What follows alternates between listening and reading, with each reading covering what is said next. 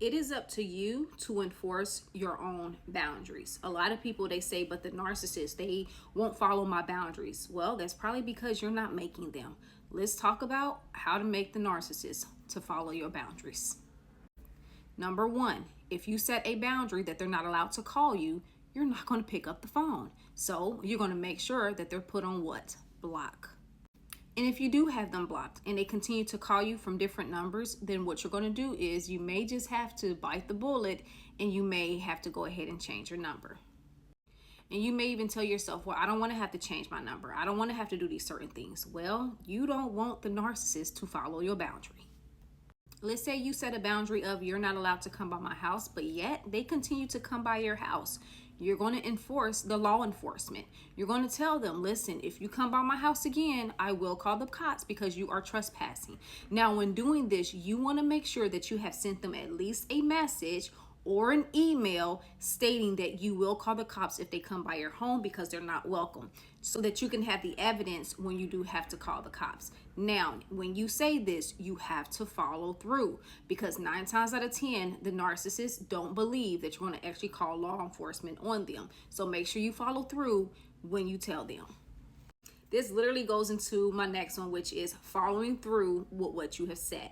If you have court orders, if you have said that they couldn't do a certain thing or have a certain thing, make sure you stick to it, because if you continue to show that wavering or giving them what they want because they're throwing a fit, then they're going to always break that boundary because they know that they can break you down to get in what they want.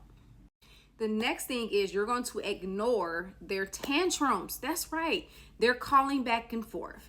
Them saying certain words. Them trying to intimidate you. Them trying to show up places. Listen, you're going to ignore them. Think about a 2-year-old that is throwing a tantrum. Do you give in to that 2-year-old, or at some point do you just ignore the 2-year-old and they stop? So you're going to make sure you're ignoring their tantrums.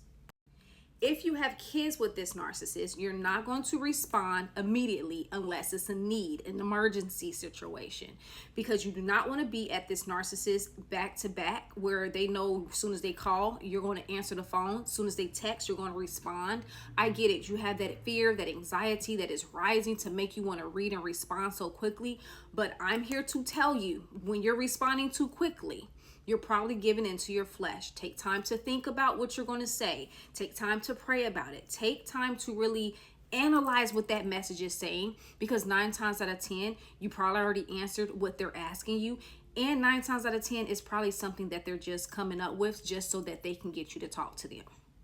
This is the last step and last tip that I'm going to give you, is to make sure you have days and times that you want to respond on.